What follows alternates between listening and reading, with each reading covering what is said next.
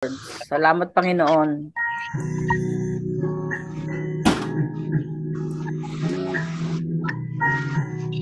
Umayot po tayong lahat bilang tanda ng pagsamba sa Panginoon. Thank you, Lord. Hallelujah.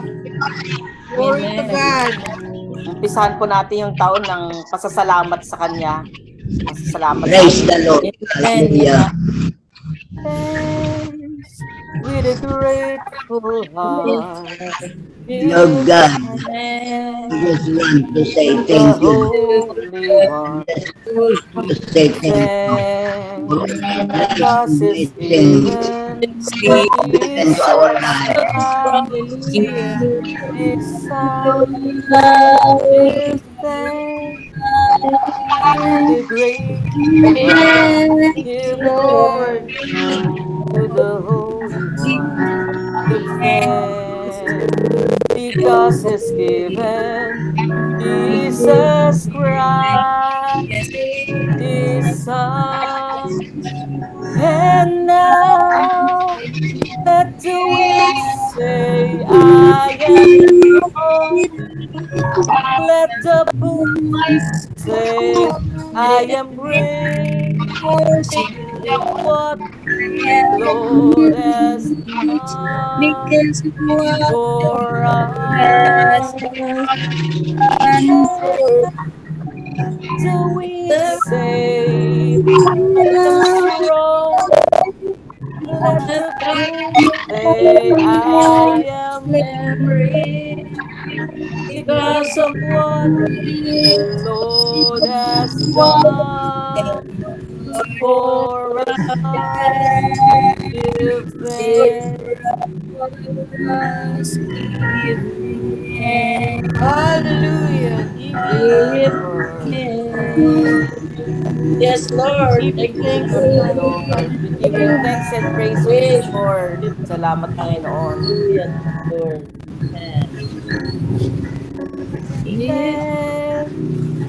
with a grateful heart. Give thanks to the Holy One, give thanks because He us given Jesus Christ, Christ. His Son. Give thanks Hallelujah. the grateful heart. Give thanks To the the Holy One. Give thanks because He because it's given given. Jesus Christ, His His Son. Son. And now Let the the weak weak say, say, I am strong. I am Let the poor Hallelujah. say, I I am am rich Thank you, Jesus. because of what the Lord has done for us. And now let the weak say, I am see. strong. Let Let the the poor first say, say, I I am am free. because of what the Lord has done for us. And now let the weak say, I am strong. Let the poor say, I am rich because of what the Lord has done for us. Let the weak say, I am strong. Let the poor say, Say, I I am am rich rich because of because what the Lord has done for for us. us. Give Give thanks. Thank you, Jesus. Praise you, Jesus. Yes, O Lord. Thank you, Lord. Thank you. Pinupuri ka po namin, Lord, at Yes, pinasasalamatan, Lord. Panginoon, Praise your holy ang name, O nakaraang God. taon, Panginoon, at ang bagong taon na ito, Lord. Salamat, Panginoon. Thank you, Lord God. Ito pong pag-uusapan natin ay galing po doon sa iwantmorein24.com. Ito po, itong pag-uusapan po natin, More in 2024, hindi daw po ito tungkol sa pera lamang. But Pero more syempre money, po, yeah. kasama din po yan. Di More po of ba God. pag nag-bless si Lord? Kasama po yan. At kung nag-bless siya ng pera, syempre i-welcome po natin yon. Kasi ang money naman po magagamit din po para sa pag-usad ng Kingdom of God dito sa lupa. Amen. Hindi lang po itong pag-uusapan natin, hindi rin po limitado lang sa more pleasure. Sabi nga po doon sa context nung I want more in 2024.com. Pero ang talagang more na gusto More of natin God. for 2024 is more of God, more of God's will. Yeah. Para po, pag nakaharap po natin si Lord, ito po ang sasabihin niya sa atin sa Matthew 25:23. Well done, good and faithful servant. You have been faithful with a few things. I will put you in charge of many things. Come and share your master's happiness. Ito po, kaya po pag-uusapan po natin to. Ayaw ko po na pag nakaharap natin si Lord, ang sasabihin niya, I do not know you, depart from me, you workers of iniquity. Malungkot po yun. Akala nung kinikwento ni Lord, akala daw nung mga tao sila, i-welcome sila doon, pero pagdating para ng panahon, sasabihin ni Lord, I never knew you, depart from me. Yeah. Kaya ito pag-uusapan po natin, importante. Para din po, hindi sasabihin ni Lord sa atin sa Matthew 7:23 nga, then I will tell them plainly, I never knew you, away from me, you evildoers. Yun po, nakakatakot na marinig sa Panginoon pagdating natin na kailangan nating makaharap si Lord. Maganda po, ito pong katulad ng sinabi ng Panginoong Hesus. Bago po siya mamatay, yung gabing bago siya mamatay, sa John 17:4, makikita po natin, sabi ng Panginoon Hesus doon, I have glorified you on the earth. Ang Heavenly Father, nag-glorify ng Panginoong Diyos dito sa lupa nung siya'y nabubuhay pa. I have finished the work which you have given me to do. Yun po ang mitiin natin sa pag-uusapan natin ngayong gabi, na masabi po natin ito sa ating Amang sumasalangit na siya ay nabigyan natin ng luwalhati nung tayo dito pa sa lupa. At nakumpleto natin yung assignment na gusto niyang ipagawa sa atin. Amen. Katulad din ng sinabi ni Apostle Paul, bago rin po siya mamatay, ito rin po ang sasabihin natin pag naikatuparan natin to, pag-uusapan natin ngayong gabi. Ito nga sa 2 Timothy 4:7, sabi ni San Pablo, I have fought the good fight, I have finished the race, I have kept the faith. Amen. Yun din po ang masasabi natin. Ito na nga po ang pag-uusapan natin. 12 guaranteed ways to have more in 2024 with God's supernatural help. Una po, make time for daily Bible reading to hear from God every day. Ito po. Yeah. Oh, I go through that with Pastor. Amen. Daily Bible reading, importante po kasi yon na tayo'y nagbubulay-bulay, nag-meditate, nagbabasa ng salita ng Diyos, nakikinig tayo sa Kanya araw-araw. Kasi araw-araw po fresh yung gusto niyang sabihin sa atin. Parang pagkain, physical na pagkain, kailangan araw-araw tayong kumakain. Ganon din yung spiritual natin, araw-araw din tayong kumakain ng salita ng Diyos. Sabi sa Proverbs 8:34, Blessed is the man who listens to me, watching daily at my gates, waiting at the post of my doors. Psalm 36:9, sabi rin doon, For with you is the fountain of life, in your light I see life. Kaya yung word of God parang ilaw po sa buhay natin. magtatanglaw kung anong kalooban ng Diyos sa ating mga buhay upang malakaran natin, siya nating malakaran.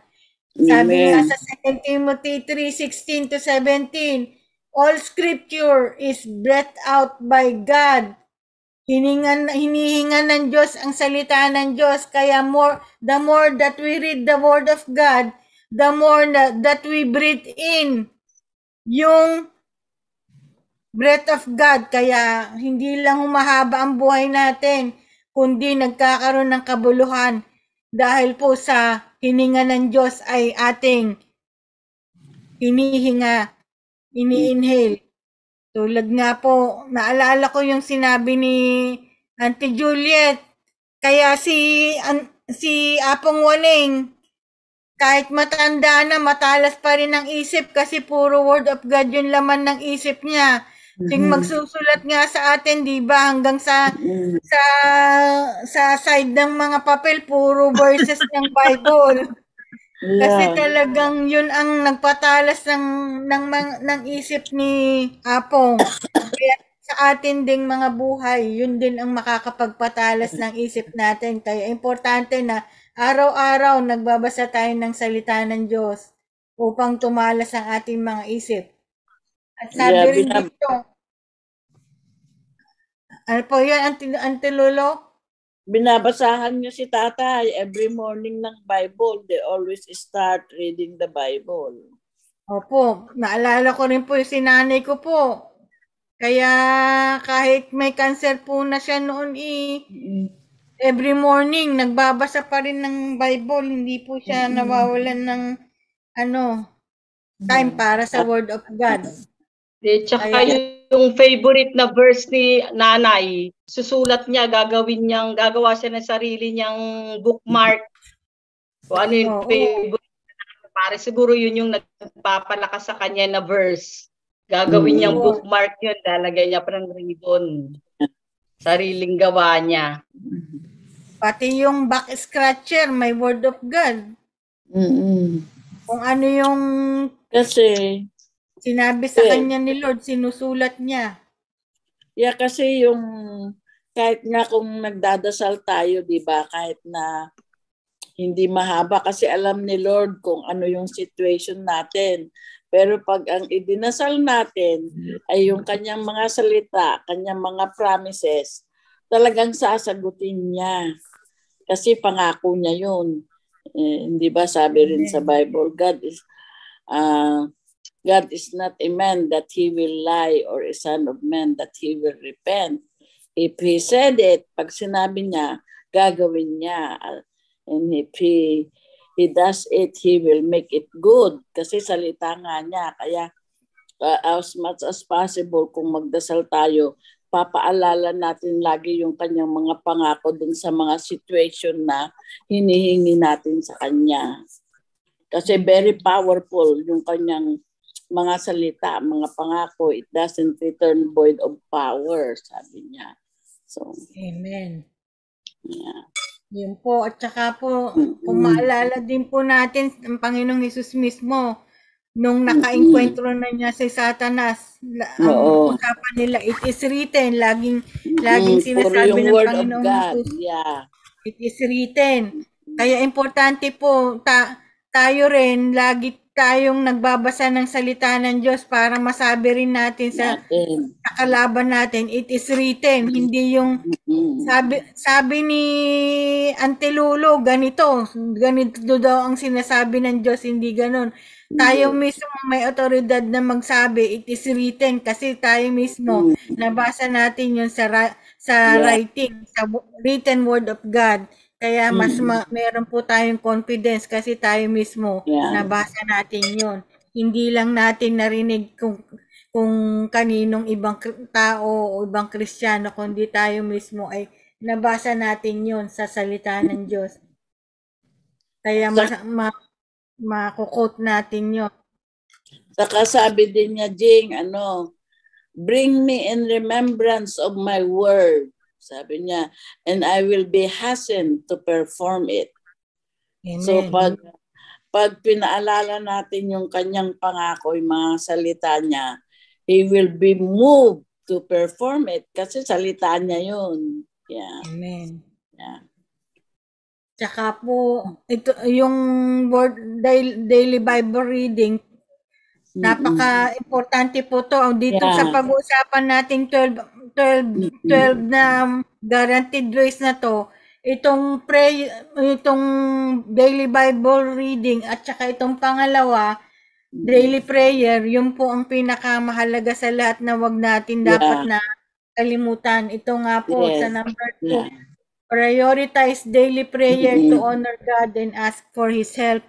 Pagising pa lang po sa umaga, mananalangin na po tayo. I-acknowledge na po natin yung pasasalamit natin kay Lord at bagong umaga na naman. His mercy is new every morning at binigyan na naman tayo ng pagkakataon upang mabigyan siya ng papuri sa ating mga buhay at maging pagpapala din tayo sa iba. Sabi sa Ephesians 6:18, praying always with all prayer and supplication in the Spirit, being watchful to this end with all perseverance and supplication for all the saints. Ito, nung nakaraan na pag-usapan na rin natin dito, praying always. Sabi nga ni ang Uncle Nestor, paano yung praying without ceasing sa 1 Thessalonians 5:17 na sinasabi? Yun nga, we're always in the attitude of communicating with God because we're in the presence of God. Yun nga po yun. Na kahit nasaan tayo, nakasama in the presence of God, moment by moment. Yeah. Amen. Hindi tayo dapat lumabas sa presensya ng Lord. Pangatlo po, create a new habit of daily journaling to capture what God says to you. Ito naman pong journaling, ito po yung isusulat natin kung ano ba yung scripture sa araw na yon na sinabi sa atin ng Panginoon. Sabi nga dito sa Habakkuk chapter 2 verses 2 to 3, then the Lord answered me and said, write the vision and make it plain on tablets, that they may run who reads it. For the vision is yet for an appointed time, but at the end it will speak, and it will not lie, though it tarries. Wait for it, because it will surely come. Kasi po, pag sinusulat natin yung scripture, yung mga pangako ng Diyos na ibinigay sa atin sa araw na yon, pagdating ng panahon na tayo ay dadaan, kakailanganin natin yon, mababalikan natin verbatim, mismo kung word by word kung ano yung sinabi sa atin ng Diyos kasi nakasulat. Example po yung nangyari during the fall of man, nung nagkasala po, bumagsak po sa kasalanan, nag-disobey po si Adan at si Eva. Nung time na yon, balikan po natin kung anong nangyari. Dito nga po sa Genesis chapter 2 verse 9 to 15 and then 15 to 17. Sabi doon, and out of the ground the Lord God made every tree grow what is pleasant to the sight and good for food. The tree of life was also in the midst of the garden, and the tree of the knowledge of good and evil. Ito nga po, nung creation, ginawa nga po ng Lord na lahat ng mga puno, pininuvide niya po maging pagkain para kay Adan at Eva. At nasa gitna daw po nung Garden of Eden na yun, nung mga puno, yun nga po, the tree of the knowledge of good and evil. Sa verses 15 to 17, basahin po natin. Then the Lord God took the man and put him in the Garden of Eden to tend and keep it. Verse 16, and the Lord God commanded the man, saying, of every tree of the garden you may freely eat, but of the tree of the knowledge of good and evil you shall not eat, for in the day that you eat of it, you shall surely die. Ito nga po, itong sinabi ng Diyos, pwede niyong kainin lahat. You are every tree of the garden you may freely eat. Verse 17, except nga lang daw, but of the tree of the knowledge of good and evil you shall eat. You shall not eat, sabi ganon. Pero po si Satanas, dahil po masyado siyang matalino, masyadong magulang, masyadong tuso, makikita natin sa Genesis 3:1 nga.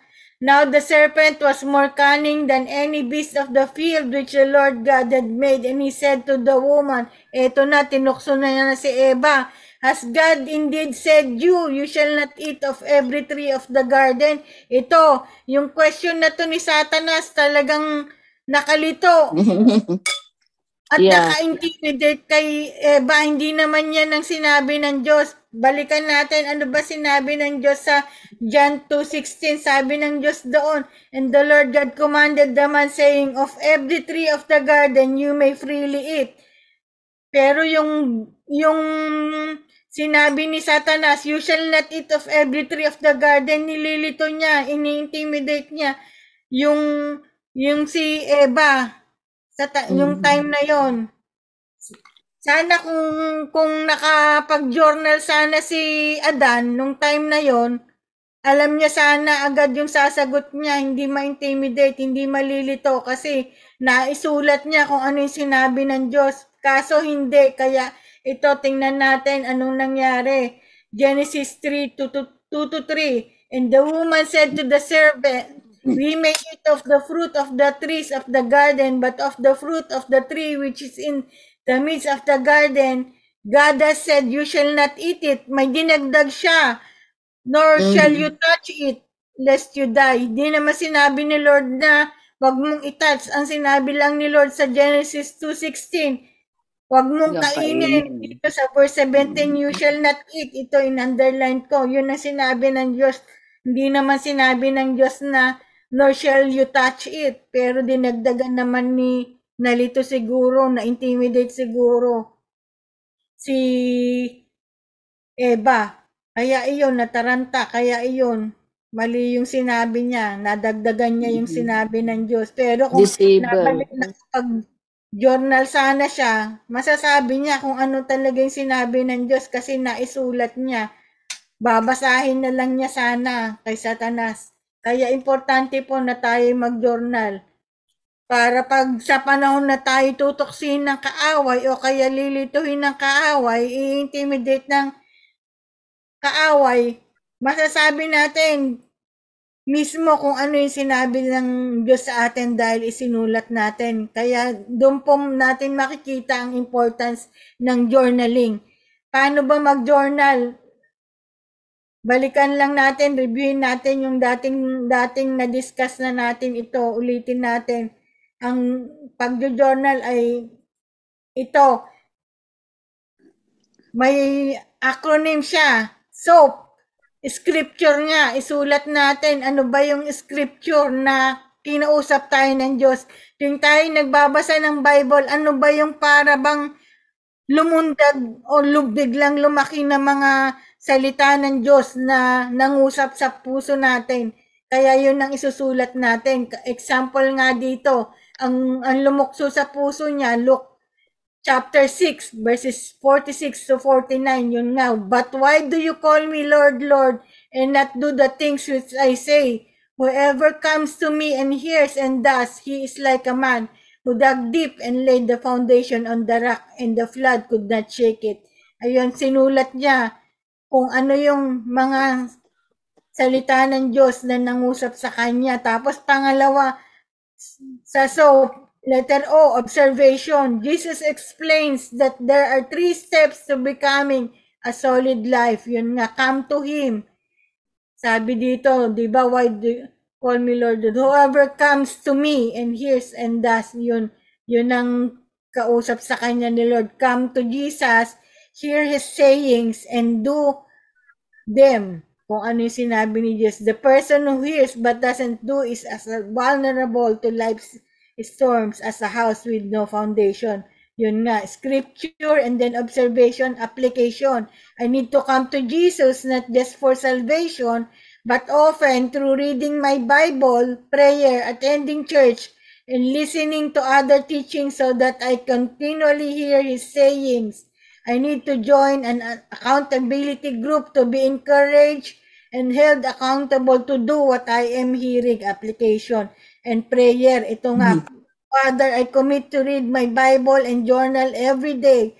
I choose to attend church regularly and listen attentively. Help me to connect with a group of people that I can really talk to and who will hold me accountable for what Jesus says to me. In Jesus' name, amen. Ayun nga po. So, scripture, observation, application, prayer. So, charging. Okay. Opo, yun po ang para sa ating journaling. Ang number 4 naman po na fourth way para we can have more of God for this year is to plan to attend church regularly, to be strengthened and to strengthen one another. Sabi nga po sa Hebrews 10:24-25, and let us consider one another in order to stir up love and good works, not forsaking the assembling of ourselves together as is in the manner of some, but exhorting one another, and so much the more as you see the day approaching. Ito nga po, importante yung church na meron tayong connection sa ating mga kapatiran. Bukod po dito sa ating house church, dun po sa local church, kung saan tayo malapit, kasi importante po na tayo'y lumalago at nagiging instrumento po ng Diyos para sa iba rin, para sila'y lumago. Kaya yun po ang ibig sabihin po ng church. Para po pag-attend po natin sa church, para nga po na spiritual potluck, tayo po ay may dala-dalang baon na pagkain, pero spiritual food, kung ano po yung mga naituro sa atin sa salita ng Diyos ng Panginoon sa atin, isi-share din po natin sa iba, hindi lang po para sa sarili natin, kundi para po contribute din po tayo sa mga pagkain, sa pagkainan na ating pinagsasaluhan kung tayo nagtitipon-tipon sa ating mga kapwa Kristiyano. Every believer needs the community, accountability, and instruction as found in a church. Kaya yun po, importante po yung regular church attendance natin. Learn to fast and pray regularly to see breakthroughs in your life. Yun po, importante po yung sa buhay ng Kristiyano, kasama po talaga ang fasting and prayer. Sabi po sa Matthew 6:16-18, moreover, when you fast, ibig sabihin, when, sabi ng Panginoong Hesus, siya ang nagsasalita dito, when, hindi po if. Pag if po, pwedeng gawin, pwedeng hindi gawin, pero ang sinabi po dito, when you fast, kaya ibig sabihin, kasama yun sa pagiging mananampalataya na tayo'y nagpa-fast. Sabi nga din sa verse 17, but when you fast, ayun na naman po, kasama po talaga sa buhay natin bilang Kristiyano na tayo'y nagpa-fasting. Hindi po sinabi ng Panginoong Hesus, if you fast, kung hindi po ang sinabi niya, when you fast, kung kayo kaya ito po, hinihintay niya po, sinisiguro niya po na ang bawat mananampalataya o tagasunod niya ay magpo-fasting. At may mga bagay po sa buhay natin mga Kristiyano ay kinakailangan ng fasting. Katulad po nga dito sa Matthew 17:14-18. Sabi ron, and when they had come to the multitude, a man came to him, kneeling down to him and saying, Lord, have mercy on my son, for he is an epileptic and suffers severely. For he often falls into the fire and often into the water. So I brought him to your disciples, but they could not cure him. Ito po. Verse 17. Then Jesus answered and said, O faithless and perverse generation, how long shall I be with you? How long shall I bear with you? Bring him here to me. And Jesus rebuked the demon, and it came out of him, and the child was cured from that very hour. Ito nga po, nung dinala yung epileptic na bata sa mga disipulo, hindi daw na palayas o hindi napagaling yung bata, pero nung kay Lord, napagaling niya agad. Na-rebuke niya lang, na nawala agad. Bakit? Itong sinabi ng Panginoon. Then the disciples came to Jesus privately and said, "Why could we not cast it out?" Yun nga. So Jesus said to them, "Because of your unbelief. For assuredly I say to you, if you have faith as a mustard seed, you will say to this mountain, move from here to there, and it will move, and nothing will be impossible for you." Verse 21, "However, this kind does not go out except by prayer and fasting." Ito nga po, may mga bagay sa ating buhay. Paminsan, may mga bagay na makakaharap tayo. Ang kailangan pala, ang susi pala ay prayer and fasting. Upang ang ating pananampalataya ay tumibay. Kinakailangan nating mag-prayer and fasting upang maitaboy natin yung masamang espiritu na nandyan sa ating harap, o upang maitaboy natin ang problema na nasa ating harapan, o kaya ang sakit katulad nga nito, epilepsy. Kinakailangan ng prayer and fasting. Kaya importante po na parte ng ating buhay Kristiyano ang mag-pray and fast. At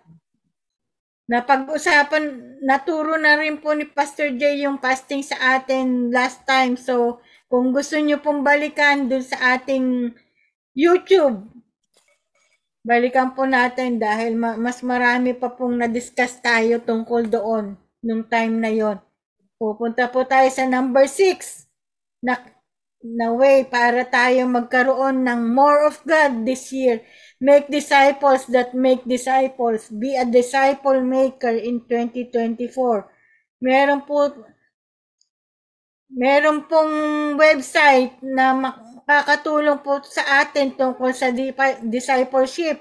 Ayun po at app din po to sa cellphone kung gusto nyo po i-download. Ang tawag po doon, Jesus Disciple. Alam po naman natin, paulit-ulit po natin na di-discuss dito sa ating house church, yung Matthew 28 verses 19 to 20. Sabi doon, "Go therefore and make disciples of all the nations, baptizing them in the name of the Father and of the Son and of the Holy Spirit, teaching them to observe all things that I have commanded you. And lo, I am with you always, even to the end of the age." Tuloy-tuloy lang po natin yung sinumulan natin last year na making disciples. Lahat naman po tayo ay ginanap na natin to sa ating mga buhay.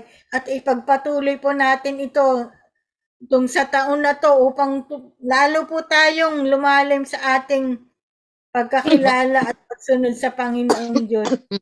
Number 7, ito po, kung hindi pa po tayo nagtatides at nagbibigay sa gawain ng Panginoon, umpisahan na po natin upang tayo magkaroon ng financial breakthrough sa ating mga buhay. Malakay 3:10 to 11, sabi doon, "Bring all the tithes into the storehouse, that there may be food in my house. And try me now in this, says the Lord of hosts, if I will not open for you the windows of heaven and pour out for you such blessing that there will not be room enough to receive it." Ito po ang pangako ng Diyos sa atin. Kung tayo daw po ay nagbibigay ng ating ikapo, bubuksan niya raw po ang windows of heaven and pour out for us such blessing that there will not be room enough to receive it. Ito po ang pangako ng Diyos sa pagpapala kung tayo nagtatides. At ang tithes po, sabi rin ng Diyos sa verse 11, "And I will rebuke the devourer for your sakes, so that he will not destroy the fruit of your ground, nor shall the vine fail to bear fruit for you in the field, says the Lord of hosts." Tapat po ang Diyos sa atin sa kanyang pangako, kung tayo ay magta-tithe, siya po ang bahala sa ating mga pangangailangan. At ang tithes po, binibigay po yan sa local church. At Matthew 23:23, sabi po doon, kasi po may mga ibang mga kulto o mga katuruan na nililigaw po ang maraming tao ngayon upang hindi mapagpala. Manakawan sila kasi hindi po nagtatites yung mga ibang tao. Ang sabi po rito ng Panginoong Hesus mismo, makikita po natin. Sabi doon ng Panginoong Hesus, "Woe to you, scribes and Pharisees, hypocrites! For you pay the tithe of mint and anise and cumin and have neglected the weightier matters of the law, justice and mercy and faith. This you ought to have done without leaving the others undone." Ito po, ibig sabihin po dito, yung iba po kasi ginagamit tong verse na to na hindi na daw po dapat nagtatites ngayon. Mali po ang intindi nila. Ang ibig pong sabihin ng Diyos dito, hindi niya po pinagbabawal ang tithes. Ang sinasabi niya lang po, ituloy niyo ang mag-tithes, pero wag niyong kalilimutan na importante ang magkaroon ng justice and mercy and faith. Yung ibang version, ang sinasabi rito, love. Kailangan magkaroon ka ng love sa puso mo. Hindi lang basta ikaw nagtatites, kundi meron ka rin pagmamahal sa puso mo sa ginagawa mo.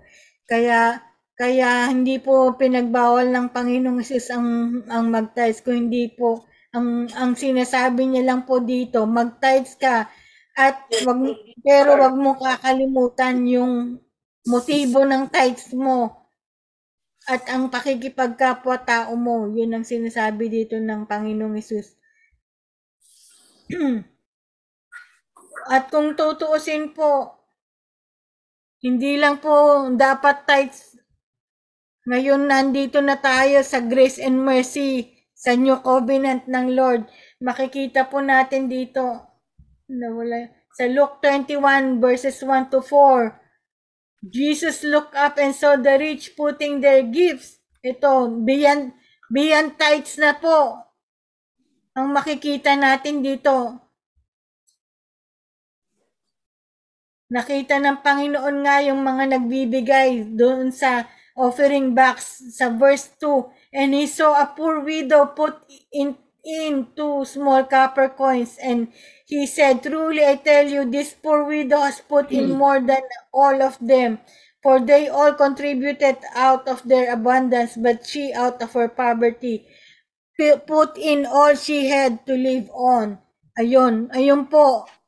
Hindi lang po basta tithes ang binigay dito ng poor widow na ito, kundi po buong kabuhayan niya ang binigay niya dito. Higit sa tithes, hindi lang 10%, kundi buong kabuhayan niya.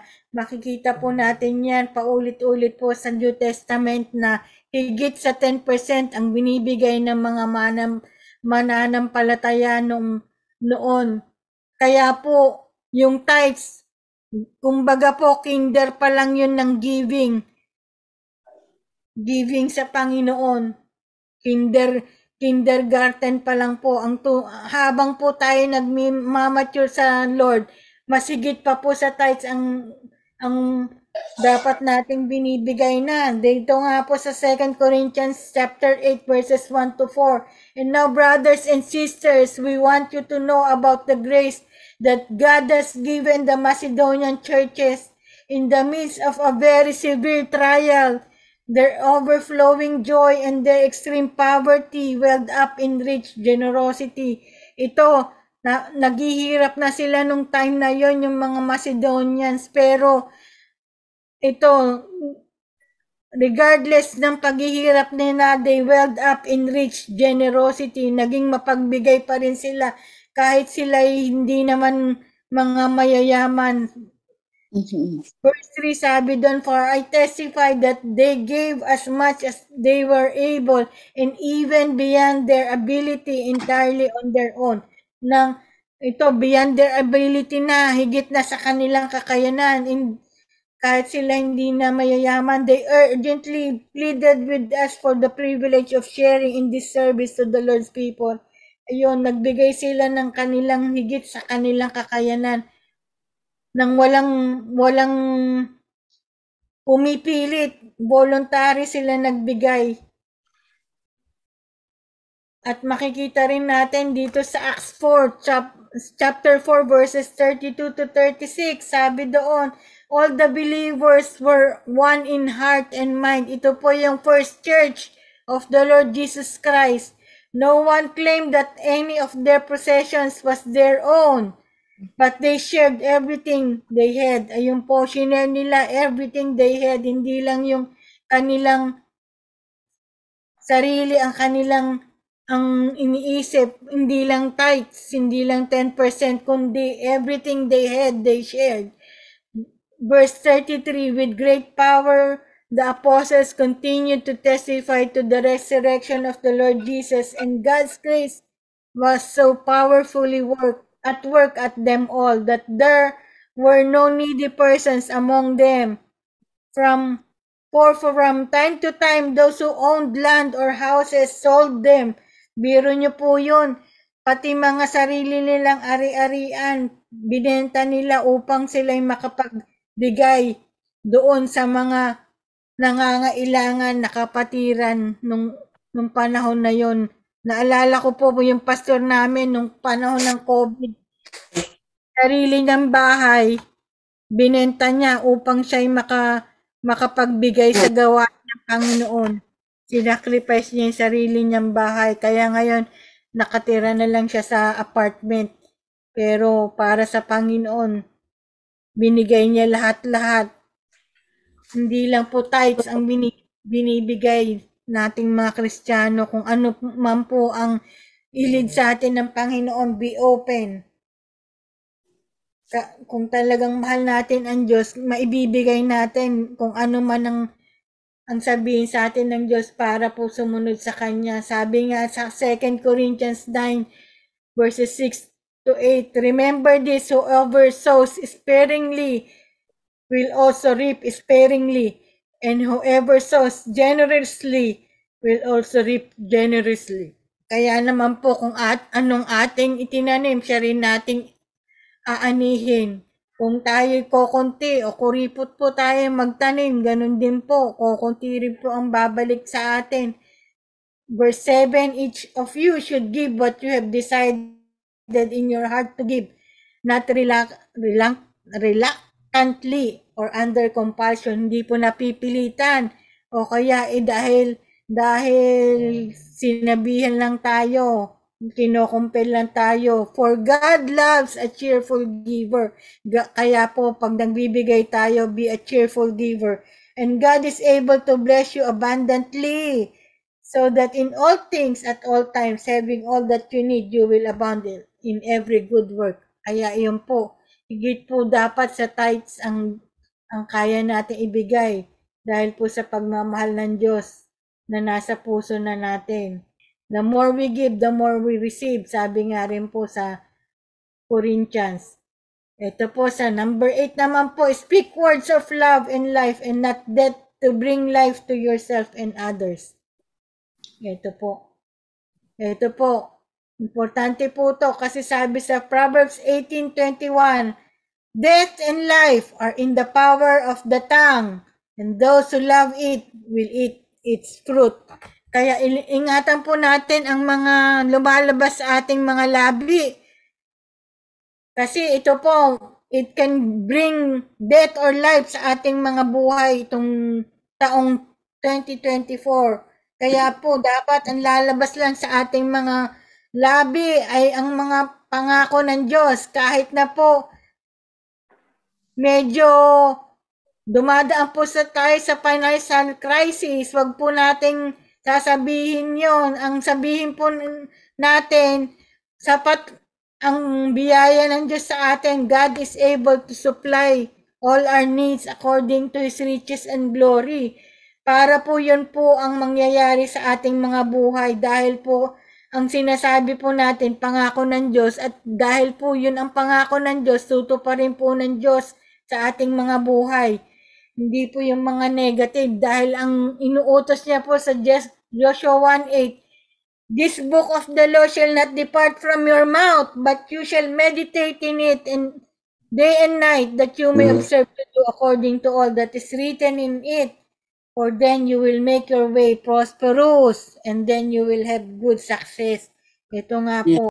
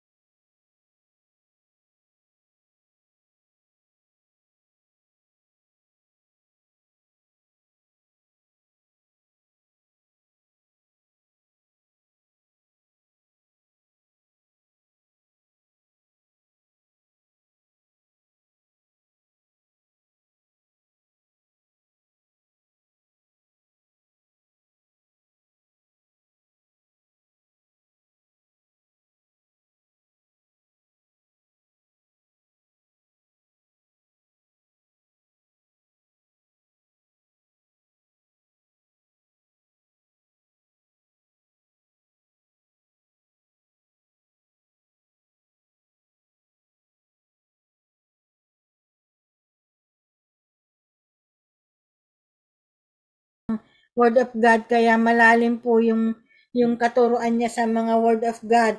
Ito po yung pinakikinggan ni Auntie Helen, si Pastor Peter Taichi. Tuloy-tuloy lang po. Chuck Swindoll, matagal na rin po siya. Si si Laapong, pinakikinggan na po nila yan. Si David Kung sino Jeremiah. yan, yeah. O narinig ko na rin po yung testimony ni Pastor David Jeremiah at ni-research din po yung ano niya. Wala pong bad record si David Jeremiah at nahil po siya from stage 4 cancer ni Lord. Max Lucado, ganun din po, malalim din po ang katuruan niya sa salita ng Diyos. Chuck Smith, patay na po. Jack Hayford, pero po yung mga iniwan sa mga Word of God, talagang ano po, balance teaching ng Word of God. Kaya kung gusto niyo po, kung may time kayo, panoodin po natin sila sa YouTube. At ganun din po, kung nababagot tayo, kung manonood din lang po tayo, piliin na rin po natin sa TV, TBN, God TV, ayan po, Pureflix. At wag po natin kalimutan, mayroon po tayong Zoom recording nitong ating pinag-aaralan dito sa ating house church. Ulit-ulitin din po natin dahil po marami pong inputs na binibigay ang Holy Spirit sa bawat isa sa atin. Huwag po natin na makalimutan natin yung katuruan na binibigay sa atin ng Panginoong Diyos. At pang-11 naman po, be intentional to watch less secular media to reduce your intake of ungodly perspective and lifestyles. Ayun po, secular media talagang nagko-compete po to sa oras sa Panginoon. Minsan po, mas marami tayong oras na manood ng mga secular programs, mga teleserye, ng mga pelikula, ng balita, secular news, kaysa po sa salita ng Diyos. Kaya itong 2024, pilitin po natin na mas marami po tayong oras sa salita ng Diyos kaysa po sa secular media. Kasi sabi nga po sa Psalm chapter 1 verses 1 to 2, blessed is the man who walks not in the counsel of the ungodly. Kasi po yung secular media yan po ay nanggagaling mostly sa ungodly, sa mga path of sinners, sa mga scornful. Kaya mag-ingat po tayo, wag po tayo masyado sa secular media. Kung hindi po, ito po tayo. Hindi po tayo mababawasan po, hindi po tayo puspusang mabibless dahil nga po tayo'y nakikinig sa mga secular, sa mga ungodly, sa mga sinners, sa mga scornful. Iba po kasi yung pamantayan ng buhay nila sa pamantayan ng salita ng Diyos, sa pamantayan ng Diyos. Kaya wag po tayo masyadong magde-devote ng time sa mga secular. Naalala ko po, one time sa buhay ko, nung nauso ang probinsyano ni Coco Martin, nagulat na lang ako sa sarili ko, yung may isang episode doon. Nagpa-pray naman na ako, sabi ko, iligtas niyo po si Cardo. Sabi ko gano'n, ay sabi ko, naku, ibig sabihin, naging ano ko na, masyado idol. Na nag-time doon, opo, naging idol ko na. Kaya yun, sabi, nakonbig ako noon, nung nagpo-pray naman na ako kay Cardo, sabi ko, ay, tama na to, kaya na-in-stop ko na yung buhat ng time na yun, in-stop ko na. Kaya, yun po. Huwag na po natin pagkakitin sa ganun kasi ibig sabihin sobrang na po ang time natin doon. Kaya imbis na manood po tayo ng galang, manood na lang po tayo ng mga Christian shows at saka Christian mga Bible teaching. Kasi yung mga nire-recommend ako po sa inyo kanina na mga preachers of the Word of God. Pag dinubot natin, kulang po sa isang araw eh. Kaya good for 1 year na po yun. Kung nababagod naman po tayo, ang pakinggan natin, mga worship songs naman po sa YouTube. Ako puro worship song. Yeah. Para po, yung presence of God hindi mawawala sa atin. Ito po, ang huli na po, importante po ito. Last week po, ang ganda po ng pinag-usapan namin. Pinadala ko po yung video sa ating group chat tungkol po dun sa pressing on toward the goal. Sabi nga po sa Philippians 3, Verses 12 to 14, not that I have already obtained all this or have already arrived at my goal, but I press on to take hold of that for which Christ Jesus took hold of me. Brothers and sisters, I do not consider myself yet to have taken hold of it. Si Saint Paul po ito, matanda na po siya nung sinusulat niya ito. Marami na po siyang achievements, marami na po siyang na-win na souls. Pero po sinasabi niya po, I do not consider myself yet to have taken hold of it. But one thing I do, ito raw po ang ginagawa niya, forgetting what is behind and straining toward what is ahead. Hindi po siya tumitigil.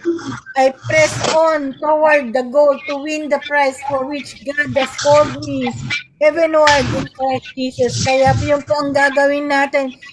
Let's press on toward the goal to win the prize for which God has called us heavenward in Christ Jesus. Kasi po, minsan po, pag magbabasa sa daily reading natin, baka magiging ritual, tatama rin tayo, mapapagod tayo, kaya importante po ito na press on toward the goal. Sige lang, tuloy-tuloy lang tayo, huwag tayong mapapagod. Do not be tired of doing good. Press on toward the goal. Kasi malapit ating ang Panginoon, konting tiis po. Press on toward the goal. Kung sa ating mananalangin, sa ating pagbabasa ng Bible, kailangan paminsan uulit-ulitin pa natin. Pinadala ko po sa inyo yung Bible reading plan. Kung kailangan nyo po ng Bible reading plan para hindi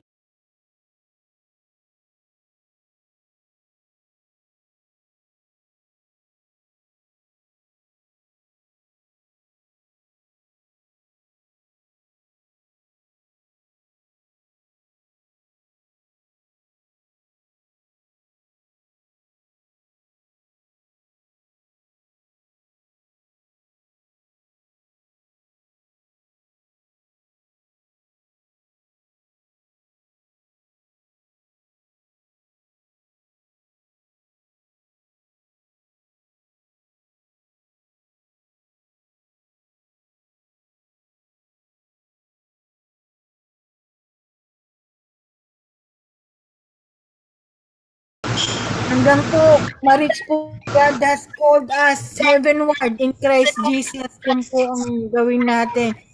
Sa pagbabasa po ng Bible, ulit-ulitin po natin hanggat mangungusap po ang Panginoon. Huwag po tayong hihinto hanggat po nangusap ang Panginoon. Press on toward the goal.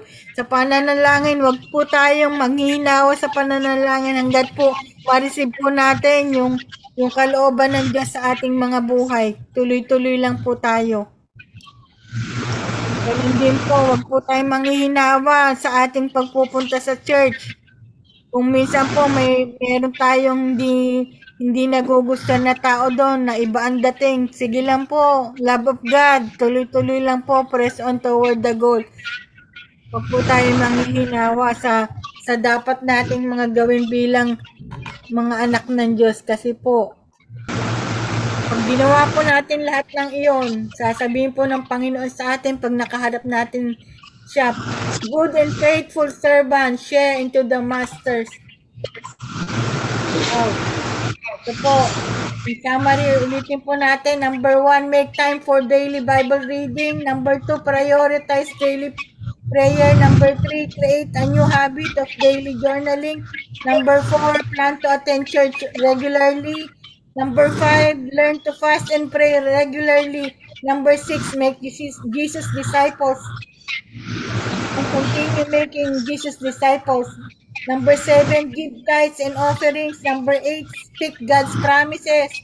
Number 9, make your health a priority. Number 10, make time to listen to Bible teachings. Number 11, be intentional to watch less secular media. Number 12, press on toward the goal. Kaya po, ayan, pag ito po, nagiging part po ng ating buhay sa araw-araw. Sigurado po that we will experience more of God in 2024. That we will experience more of God's will being fulfilled in our life in the year 2024. Kaya wag po tayo manghihinawa, press on toward the goal. Yun po ang importante. Amen. Bubukas na po tayo sa ating discussion for tonight. May gustong sabihin o madagdag sa ating topic for tonight. Ito parang ito magandang New Year's resolution. 2024. Yeah. To receive God's supernatural help. Yung health, priority natin yung health. Tapos Amen. yung pagbabasa ng Bible is very important too kasi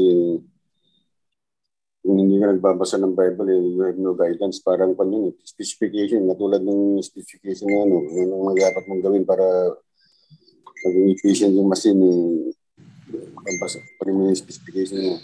Katulad din ito sa Bible reading. Yun ang guide natin sa buhay natin para magandang flow ng ating buhay. Masagana ng ating buhay. Wala tayong spiritual lack as physical and material lack. Wala tayong, as long as we do these things.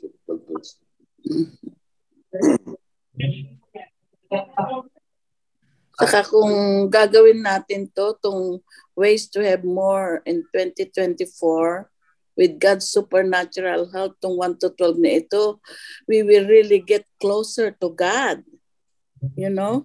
So, if we are closer to God, sabi nga, the closer you are to Jesus, the closer you will be to His inheritance. Amen. Yes. Because the devil is a liar. Lagi niya sabing, hindi mo yan magagawa. You know? Wala kang time dyan. Nako, or mamaya, mag-yung telephone. Or whatever. All of us should take a picture of this to remind us every morning. Oscar took a picture of this to remind us, you know. Sabi nga ni Oscar, maganda to na ano natin ito yung guideline natin sa ating life for 2024. Yeah.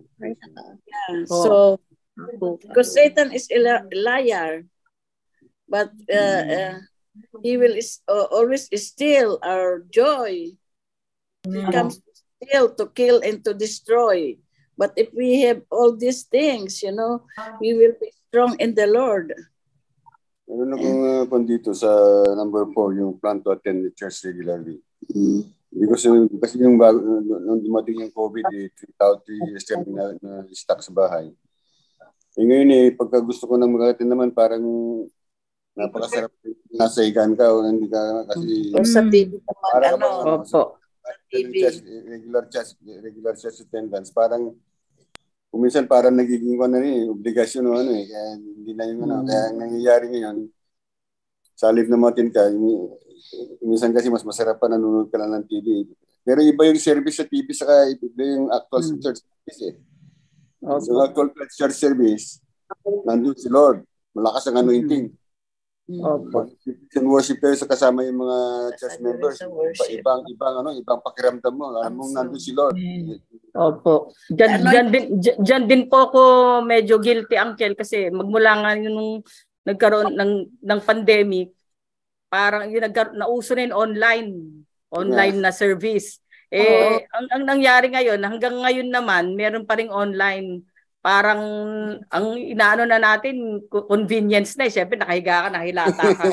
Parang habang nanonood ka, parang minsan nga inaano mo sa sarili mo pa parang gina-justify mo yung pero alam mo sa sarili mo na mali yun I-justify mo pa na bakit nakikinig naman ako umattend naman ako ng service sabi gano'n naman ako. Pero yun nga katulad nung umattend ako ng sa service mismo on-site. Sabi nung pastor, sabi niya, hindi ko sinasabi na mali na yung pag-attend, manood ka online.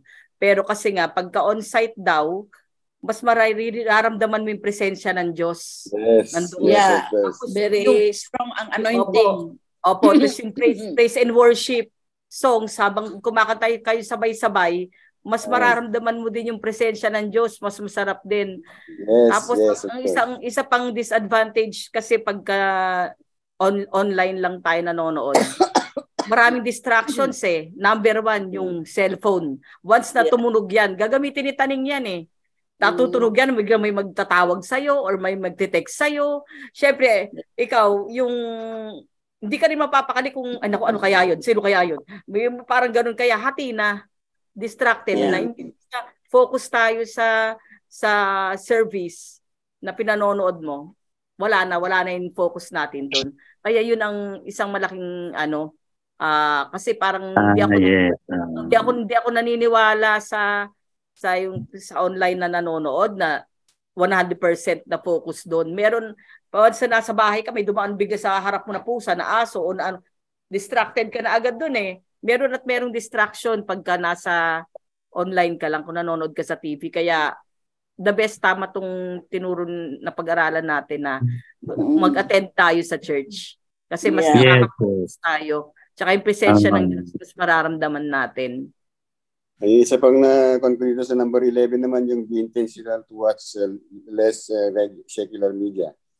Isa pa ito na naging habit natin pag-habit simula na magkaroon ng COVID. Kasi nung na-stranded ka sa bahay, kung ano-anong mga teleseryang na napapanood namin para palapasin yung oras. Kasi nandun ka lang eh. Hindi ako sanay na nasa bahay lang kasi lagi akong lumalabas. Pero pagka COVID nga, hindi ka lalabas. Anong gagawin mo? Papalabas ka ng oras. May makakain ba ako dyan? Pati mga nila, John Lloyd, mga hindi ko kilala. Wala na sila? Sarah Geronimo. At saka sa mga YouTube, marami ng mga libre-libre. Mapapanood. Maraming nangyari sa COVID na masamang habit na gawa natin. Opo. Yung number 4, ang masishare ko dyan, yung plan to attend church regularly. Alam nyo ito utos ng Panginoong Diyos ito At dapat tayo yung mag-attend ng church. Dahil si Jesus Christ, siya mismo siya ay nagtayo ng simbahan. At sabi niya, ang kausap niya si Peter, sabi niya kay Peter, Peter, on this rock I will build my church. So, si Panginoong Jesus Christ ay nagtayo na siya ng simbahan nung pangpanahon niya. So, kailangan umattend tayo ng church regularly dahil ang church kasi yung building is a place of worship. Pero ang mismong church, tayo. Dahil tayo mga members ay isa. Isa sa Diyos, isa kay Jesucristo. Sa place of worship, dito natin nakikilalang maigi ang Panginoong Jesucristo. Dahil may mga pastor, may mga ministro na napapahayag ng kanyang salita, naliliwanagan tayo. Nagtuturo. And then after yung service, maglalunch, fellowship. Number 1 yan, yung fellowship with members. Dahil tayo ay isa sa Panginoon. Yan ang gusto, yan ang utos ng Panginoong Jesucristo. Yung siya'y nabubuhay. At yun nga, after fellowship, Bible study. Kaya maganda yung number 4. Plan to attend church regularly. Utos ng Panginoong Jesucristo yan. Yung Sabbath day, Uncle? Sabbath day po. Mismong yung Diyos ang mga tama, ultimo nga yung Diyos ang mga, di ba? Nagpahinga siya ng isang araw na nung nagawa niya na lahat. Give Sabbath day to worship the Lord. At saka itong number 5 pala, yung sa fast and pray regularly. Ano yon? May sa group natin sa Victorious, kasi yung church namin sa Victory, next week, January 8 to 12, fasting namin. Kasi yung church na Victory, inumpisahan ang taon, every January yon, at saka mid-year, July or June, merong fasting palagi. Ayan, itong year naman na to, January 8 to 12 po yung fasting. May pinadala po ako dun sa ano kasi na pag-usapan na rin dito yung tungkol na sa fasting dun po sa group natin. Kung may time lang po kayo, basahin nyo na lang. Saka itong kwan, nasa Hebrews 10:25, yung yan, plan to attend church regularly or our house church too included. You know, kasi sabi ni Lord sa Hebrews 10:25, not forsaking the assembling of ourselves together, as the manner of some is, but exhorting one another, and so much the more as you see the day approaching. So we should regularly go to church or regularly attend our house church because yan yung ano niya, yung kanyang sinabi sa Hebrews 10:25. Yeah, yung house church natin. We exhort Dapat one regular tayong matindin itong ating gawain. Tapos, kasi when we meet together, we exhort one another, di ba? We encourage one another. So, kaya sabi mo, yung socialization nyo, that was very good. That's included there. So, we have to continue doing this as we see the day approaching, you know, which is the coming of Jesus Christ. Yeah. Make Jesus disciples. I'm still thinking itong make Jesus disciples parang yung meron kang mga kinukumbida mga kaibigan na you want them to be saved or you want them to know Jesus Christ. You just maski hindi ka pupunta sa church minsan sa kailangan pumunta ka para ma-encourage siya na sumama sa iyo, parang ganun. Parang yun, hindi disciple mo siya doon. Tapos yung word of God sa kanya. Hindi naman. Yes, you have to make your own discipleship training sa mga kaibigan mo na o sa mga relatives mo na nangangailangan. Hindi natin sila madadala sa church natin dahil nasa Pilipinas naman sila, nasa US tayo. Nasa Pilipinas lang ako, marami ako mamukuhan kasi marami ako mga kaibigan doon na unbelievers. Nayayaya ko yayayain ko rin naman silang pumunta sa church para para mag-kuhan sila, mag-disciple sila. Saka yung speaking God's promises, maraming promises sa Lord na dapat natin talaga i-speak every day of our lives. But you cannot speak the words of God if you don't have your daily Bible reading. Yeah. Pag tapos ka na noon, kailangan kaya number 1 yun yung time for daily Bible reading. Kasi only the good words, the positive words. Kasi kung meron tayong mga problema, you know, all we have to do is speak God's promises. Ano ipinangako ni Lord sa ating problema? You know, what is example? Naghihirap tayo or wala tayong kunwari, you need some finances. Lord, it's your promise that you will supply all my needs according to your riches and glory by Christ Jesus. Yung promise niya yun. So we have to ask and then follow it up with thanksgiving. Kasi once you follow it up with thanksgiving, that means that you believe that He will do it.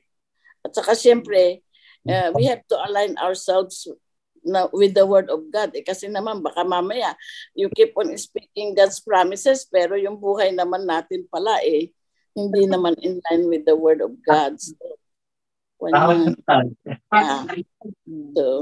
we have to really watch, you know, we have to act like Jesus acts and we have to speak like Jesus speaks. You know, we have to try our very best to do that so we will be able to receive, you know, our inheritances, our supernatural inheritance from Him.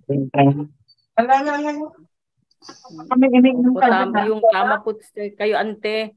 Tama ngayon. Kaya itong number 1 yung daily Bible reading. Kasi kung alam natin yung mga promises ni Lord, yun na yung daily prayer natin, kunyari yung araw na yun, may pinagdaraanan tayo. Kasi yung prayer mo na yun, dahil since yun nga, yung si number 1, ginagawa mo, so alam mo yung promise niya. Kunyari yung araw na yun, ang pakiramdam mo, nanghihina ka na sa pananampalataya. May gusto kong gawin na feeling mo, ay hindi ko naman kaya to. pag alam mo yun, yung pangako ng Diyos, yun sa number 1 nga, dahil nagbabasa ka na, katulad niya, I can do all things through Christ who strengthens me. Pag maalala mo yung pangako niya na yun. Kaya yun Yes, thank you, Lord.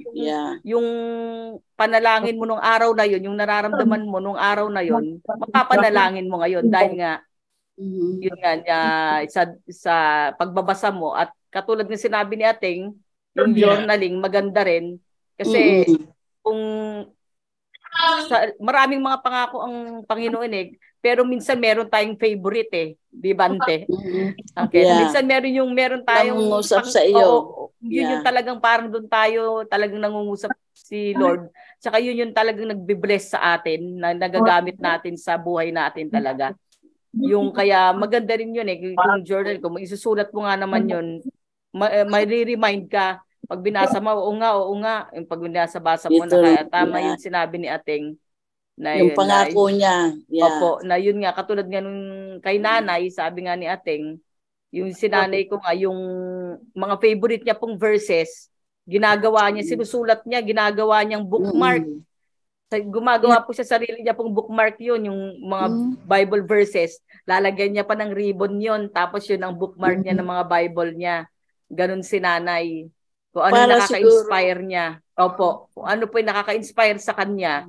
Siguro yung araw na yun, baka yun yung nararamdaman niya pagbasa niya ng Bible. Kasi tuwing madaling araw po nagbabasa si nanay meron siyang time, devotional time palagi, meron siyang ganun.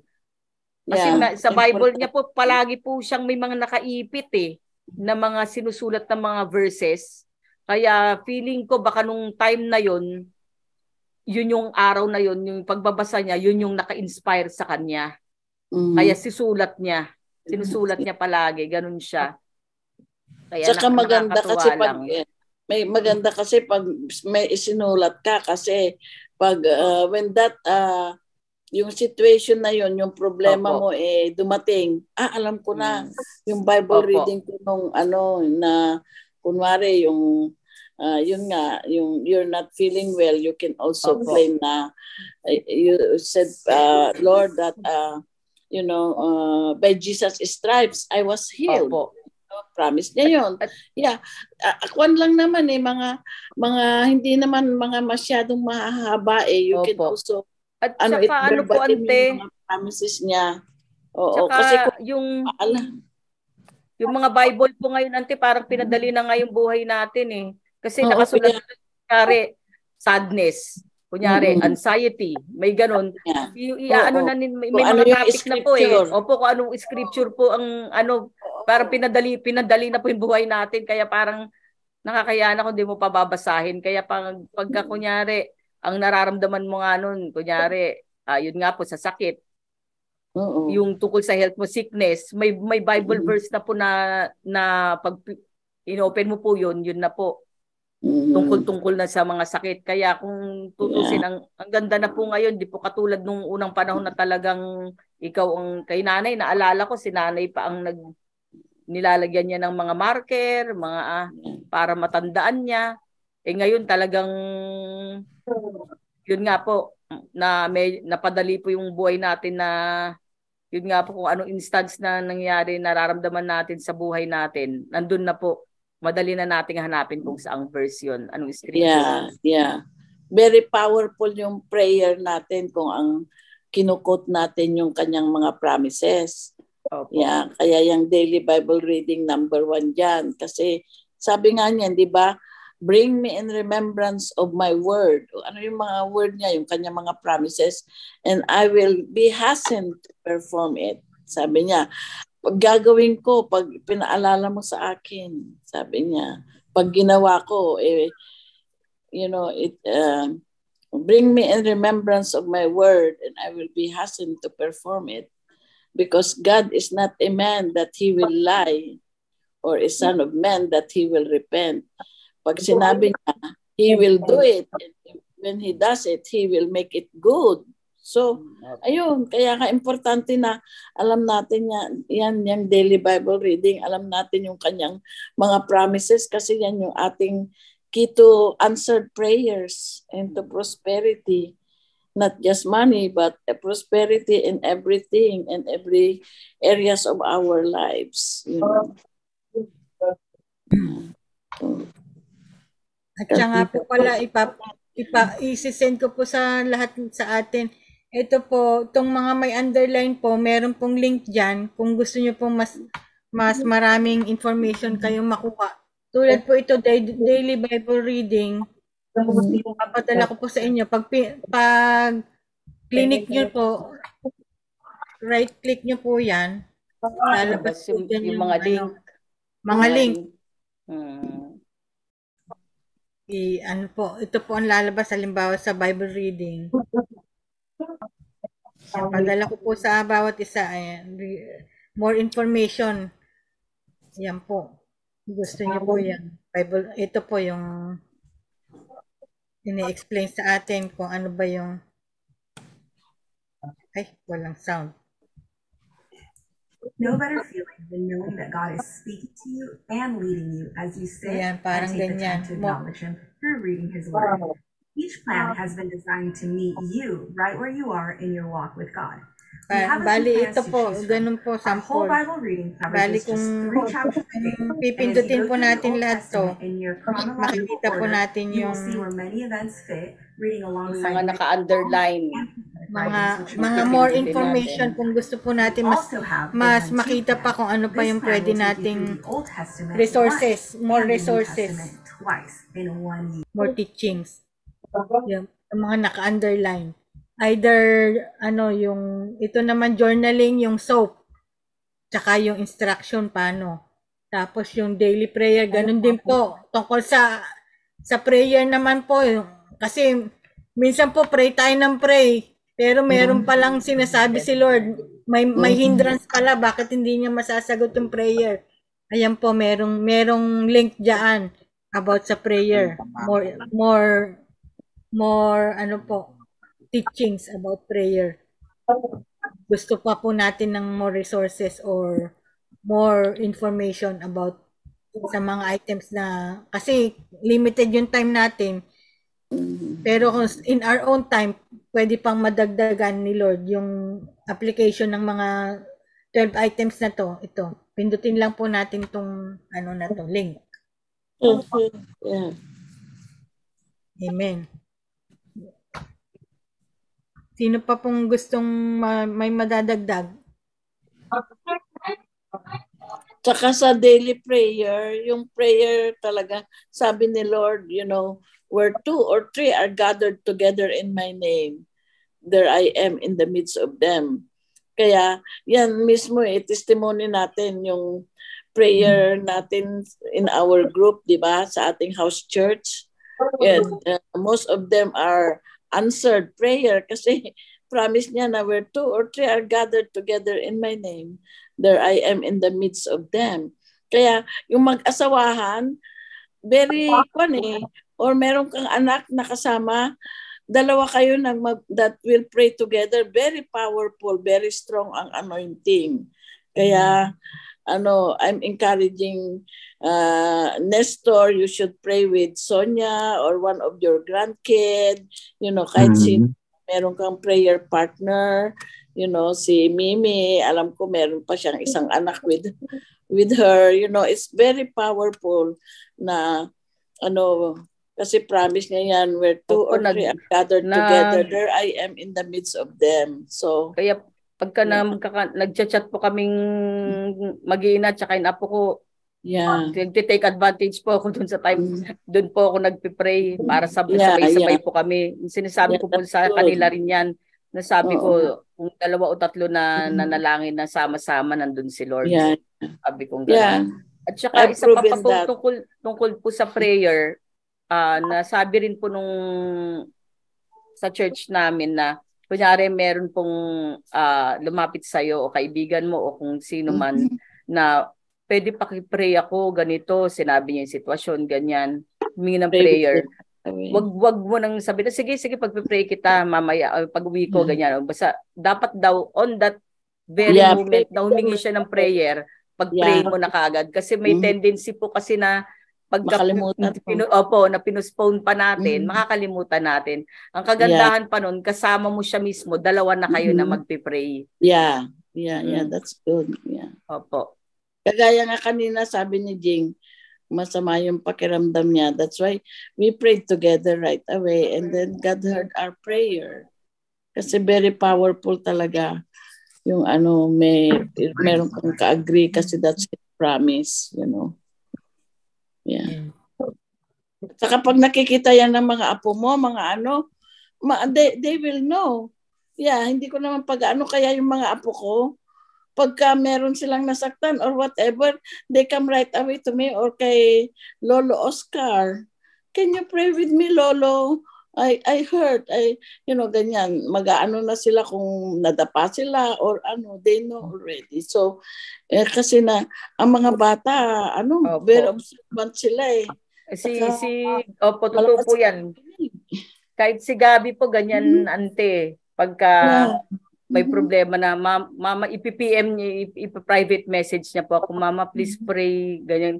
Kasi parang alam niya po, yung nandito pa lang po kasi siya, sabay kami nagpipray o kaya pag may pinoproblema po siya, nakita niya po yung pagkilos ng Diyos. Kaya hanggang ngayon sa Amerika, talagang inaano ko sa kanya na, Apong, sabi ko, bata ka pa, dito ka pa sa Philippines, alam mo na how God works. Sabi ko, prayer works, di ba? Ginagano ko. Kaya yun, maki naman po siya.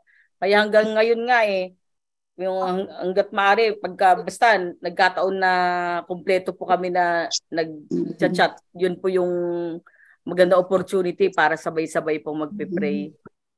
Yeah, maganda talaga yan kasi ang impact ni Apong Simon sa akin, yung nakita ko noon na lagi siyang nagbabasa ng Bible every day. At saka nakikinig kay Chuck Windal, very big yung impact niya sa akin. Kaya sabi ko, meron na pala po si Chuck Windal noon na ante. I became close to God too through him, na nakikita ko na nagbabasa siya ng Bible, nagdadasal, Kaya naalala ko na lang po kay Apong Simon yung lagi po siya nagpupunta sa kapilya. Basta kasombrero siya. Yun naman po ang memory ko po sa kanya. Palagi po siyang nasa kapilya. He's one of the founder of the Methodist Church. Kuya po. Siya po kumain, nagpa-pray. Oo. Yan. So, naalala ko. Tapos kakain na kahit gutom na yung mga lahat, kailangan mag-pray muna. Awa ng Diyos, yung mga apo ko nga nag-uunahan magdasal kung kakain na. Pag nauna pa yung isa na nagsabi at hindi siya ang nagdasal, iiyak. I said, I will be the one and now you want to be. Sabi ng mga nag-uunahan sila na magdasal. So it's good kasi parang discipleship na rin natin yun yung nakikita ng ng mga apo natin, mga anak na nagbabasa ka ng Bible, nagdadasal. Very big ang impact sa kanila. So we need to do that.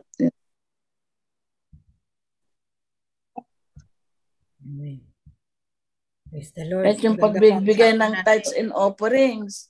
Noon 12 na kaming magkakapatid pero meron pa rin barya na binibigay si nanay sa amin para i-offering namin sa kapilya. Very important.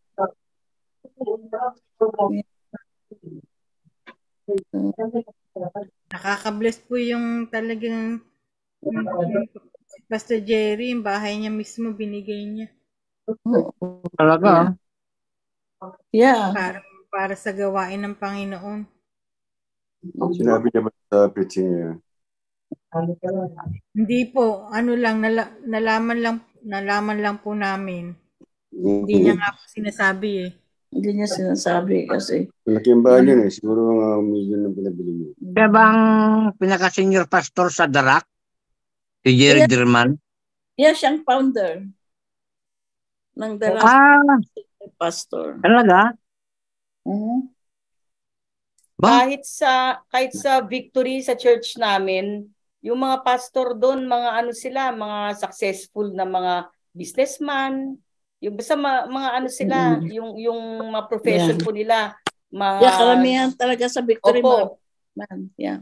Mga ano po sila, pero kumbaga may mga nagjo-joke pa nga na, sure ka Lord, ganyan, iiwan ko tong trabaho ko ang ganda ng kita ko dito, mga ganon. Yeah. Kumbaga, ano daw kasi, kumbaga yun talaga yung coping nila, kaya talagang iniiwan nila kung ano yung rangya ng buhay nila dati. Yeah. Ay, sa Victory Church po, yun po yung mga ano. Kaya karamihan po dyan, wala pong, marami ka makikita po mga, hindi po sila yung matatanda talaga. Kaya alam mo yung iba pa nga ngayon, lalo mga young professionals po talaga. Iniiwan nila yung buhay na ganun dahil para... Nakalimutan ko nga pala sabihin, may itong maraming prophecy na marami daw i-raise si Lord ng mga Christians na magiging millionaires and billionaires this year. Totoo yan. Kaya will be one of them in Jesus' name. Ako magiging milyonarya na pala tayo. Pero wag yun ang maging motive natin. Yeah. Joke lang. More of God, more of God, more of you have to be ready. You have to be ready. That is God's will, diba? Yeah. Pag ginawa natin yan na Yeah. Pero, alam niyo bang karamihang mayayaman para sa buong mundo ay mga Jew? Yung Rothschild, naririnig niyo yung Rothschild family? The richest family in the world. Mga Jew pala yan. Pero mga kuripot. At saka karamihan sa Europe, Orthodox mga scientists sa Europe ay mga Jew. Mga millionaires, mga bankers, mga Jew pala ang mayayaman sa Europe. Kaya alam niyo ba na si Nobel, yung Nobel Peace Prize, ewan ko kung anong first name ni Nobel, Jew pala yan. Kaya blessed ang mga Jew, ewan ko kung sila yung mga Messianic Jew, ano sila, o yung Orthodox, pero napaka-bless ng mga Jew na yan sa buong mundo. Kaya yan pala ang kinagalit ni Hitler. Nagsero siya sa mga Jew dahil mga Jew sa Europe, sila ang mga scientists, mayayaman, sila ang parang sa high race. Kaya ginawa ni Hitler, kinuha niya sila lahat at minasaker na 6 million. Uncle Lito po may sinasabi. Oo nga pala, si Lito ka pala. Yung mayari ng Levi's. Jew rin. Kaya nga Levi. Kaya sa Levi naman, sinasabi mo yung Levi na tribe sa Israel. The Levi. Nestor, can I share to you?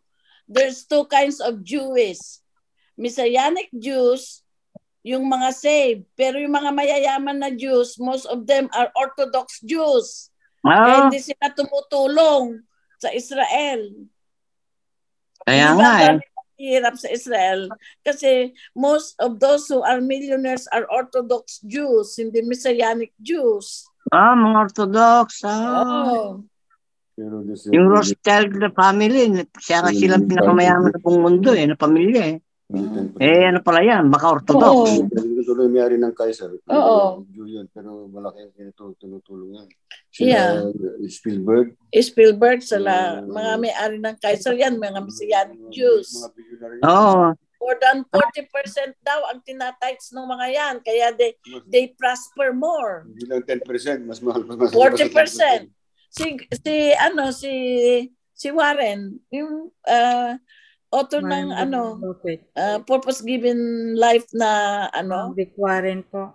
Si Rick Warren, alam mo ang kanyang tithing 60%. 60% of na kanyang kita plus yung kanyang kwan sa books. Yung Purpose Driven Life. Bestseller na isa sa bestseller book yan binulit niya sa simbahan yung kinitin yan ilang milyon ng sold worldwide yung Purpose Driven Life saka yung Purpose Driven Church Meron siyang sinulat na libro din si Rick Warren na Purpose-Driven Church. More than 1 million na ang sold worldwide. At yan dinodonate ni yung kinikita niyan, dinodonate ni Rick Warren sa kasimbahan.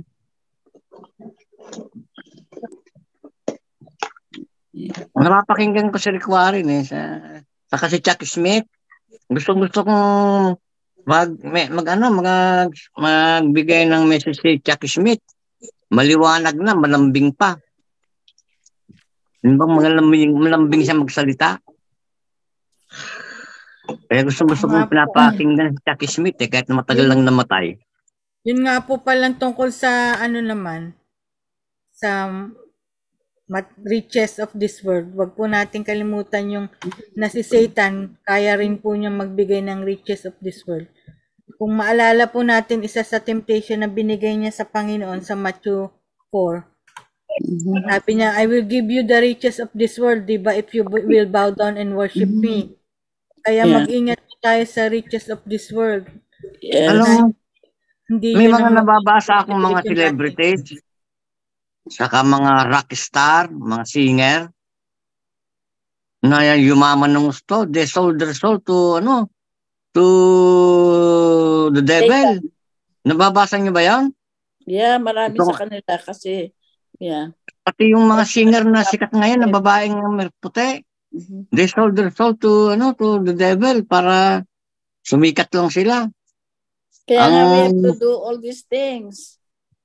That we are bibili mo, ibibenta mo sa Panginoon kaluluwa mo. Ang isa sa pinakakuan na nabasa ko yung metallic band na Led Zeppelin. Naririnig niyo ba yung Led Zeppelin, yung kumakanta ng mga satanic mga songs? Halaan mo na yung mga yun. They sold to the devil. Inaamin nila yan. Aminado sila. Let's just talk about our sila ng gusto. How we can apply this God's supernatural help with us. Kaya, din si Satan kaya din niya magpayaman, magpasikat ng tao Basta isanla mo ibenta mo yung kaluluwa mo sa kanya. Ngayon kung totoo yun, nababasa ko naman Saka aminado rin yung mga celebrities na yan na they sold their soul to the devil. Ang demonyo talaga, niya yung karangyaan gagamitin niya rin yan kasikatan. Ay sumikat naman sila. Yumaman yung mga yung Led Zeppelin. Silang 4 na member, yumaman sila. Challenge niya pa nga si Lord, sabi niya, dahil si Job, ang ganda-ganda ng buhay niya. Sabi niya, kaya lang naman sumusunod sa'yo yan dahil nasa kanya lahat. Alisin mo lahat. Kaya sana maging parang si Job tayo. Kahit na tatanggalin na lahat. Na nanatili siyang may faith kay Lord. Kasi talagang yun ang tapos yung pagkatapos na inalis sa kanya yung lahat ng mga kung anong meron siya, ibinalik ng Diyos dahil nanatili siyang tapat, ibinalik ni Lord ng 3 times pa. Ibinalik ni Lord sa kanya. Si Job, Opo. Kaya pambihira ang pananampalataya nun. Nga Uncle, dahil nga sa mga karangyaan na yan, mga lahat ng possessions niya, dun siya ng parang challenge ni Taning, ni Satan nga si God na alisin lahat yon. Pero hindi siya nagtagumpay. Yung kasikatan ng mga Beatles and the height of their popularity, dineclare nila na mas sikat pa sila kay Jesus Christ. Hindi ba yun ang pagbagsak nila noon? Bumagsak na sila noon dahil nga John Lennon, ang salita noon. Meron pa silang kinompose na song na Imagine There's No Heaven. Oo nga, tama Uncle. Diba? Tununong daw sila kaysa kay Jesus Christ. Yun, bumagsak sila sa plano. Ano niya si John Lennon? May kanta pa siyang pinilabutan ako nung napakinggan ko. Tapos I don't believe, marami, in Elvis. I don't believe in Jesus Christ. May kanta siyang ganon. I don't believe in Jesus Christ. Yung I only believe in myself. Pinatay siya, Oo, Kahit pinatay. namatay. Ang pangit ng... Kung narinig ko yung kantang niya, kinilabutan Patayan. ako. I don't believe in Jesus Christ, sabi niya. I No. only believe to myself. Pero hindi si Elvis. Elvis is a Christian. He died a Christian. Hindi, yung sa kanta ni John Lennon, lahat ng mga sikat na tao, hindi siya naniniwala, hindi niya pinapaniwalaan, wala siyang believe. Hindi siya I believe. don't believe in Elvis, sabi niya. I don't believe. Bandang huli, sinabi pa naman niya, I don't believe in Jesus Christ. I only believe to myself. Sabi niya, yun ang lyrics ha. Mapapakinggan niyo yun. Ilang beses ko na napakinggan yun yung kantang yun eh.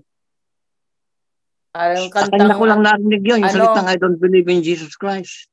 ang kanta, Uncle, na I did it my way. Kaya dito, lahat ng kumakanta nun sa karaoke napapatay. Eh, kung naman kasi yun, ang kantang yan, Joke lang. wala nang ginawa, kundi yung sarili niyang, kanyang puro ay, di ba? I did it my way. Puro ay, first person, ayun, Opo. kaya, kung din yun. Puro tungkol sa sarili niya.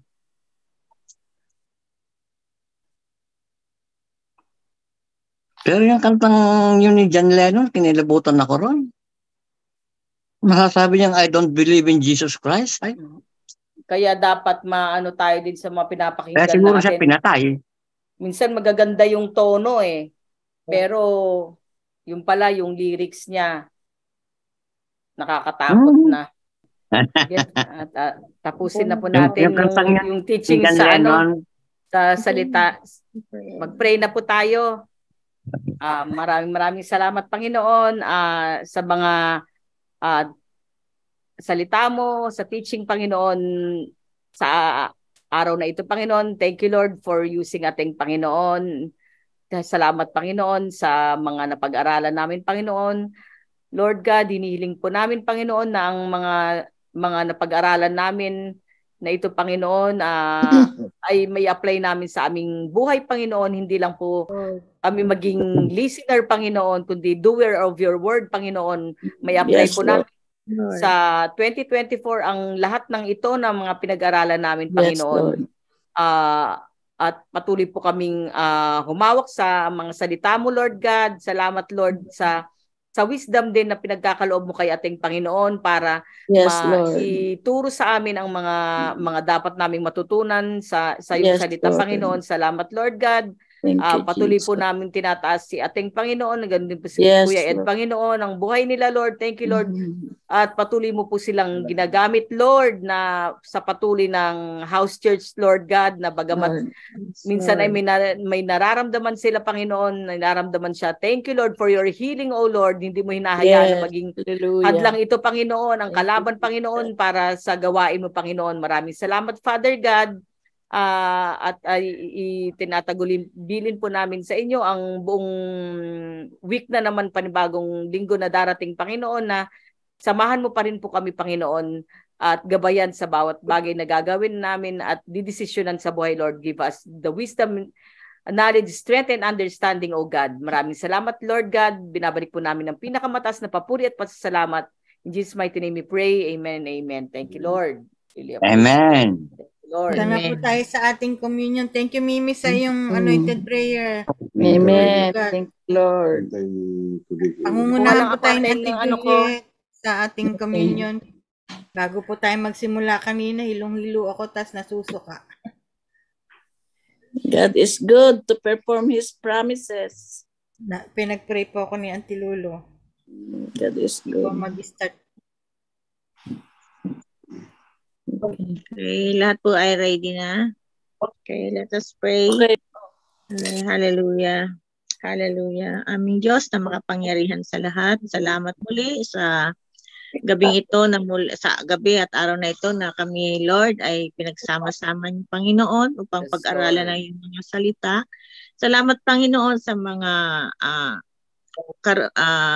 bago mo, Panginoon, na karunungan, kaalaman sa mga salita mo, O God, na ibinigay sa amin, sa bawat isa sa amin, Panginoon, upang, Panginoon, kami ay magpatuloy sa iyo, Panginoon. Kami ay patuloy, Lord, na lumago at patuloy, Lord, na kilalanin ka, Panginoon. Lalo po pa kaming mapag-aralan ang iyong mga salita, Lord. At ito ay magamit namin, Panginoon, upang kami, Lord, ay makaakay, Panginoon, makadala maging disipulo mo, Panginoon, oh God. Salamat, Panginoon. Hallelujah. Salamat, Lord, sa napag-aralan namin, oh God, sa araw na ito, Panginoon. Hallelujah. Lord, humihingi po kami ng kapatawaran, ng kalinisan, sa anuman, Lord, na hadlang upang kami makalapit, makadulog sa iyo, Panginoon. Cleanse us, O Lord, for all our unrighteousness, O God. Hallelujah. And we pray, God, bless the bread and the juice, O God, na sa ginagawa namin ito, Lord, sa pag-alaala, sa ginawa mo doon sa krus ng Kalbaryo, Panginoon. Yes, Lord. Hallelujah. And thank you, Lord, for all that you have done for us. We claim salvation, healing, eternal life through Christ Jesus. Amen. Ating pong halakan ang tinapay na simbolo ng katawan ni Jesus. Sapagkat tinanggap ko sa Panginoon ang ibinibigay ko naman sa inyo na ang Panginoong Jesus ng gabing siya ipagkanulo ay dumampot ng tinapay at nang siya ay makapagpasalamat ay kanyang pinagputol-putol at sinabi, ito ang aking katawan na pinagputol-putol dahil sa inyo. Gawin ninyo ito sa pag-alaala sa akin. Ating pong kainin ang tinapay na simbolo ng katawan ni Jesus.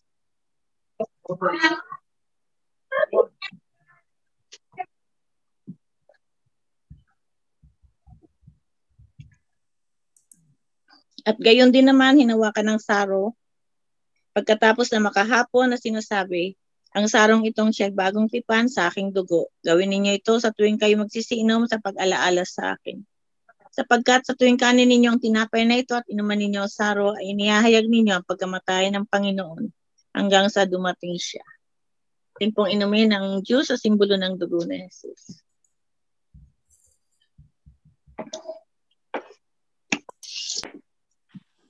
Thank you, Lord, for all the things that you have done for us. Thank you for the assurance that you are coming back again. Praying for all the blessings. We pray in Jesus' name. Amen. Amen. Amen.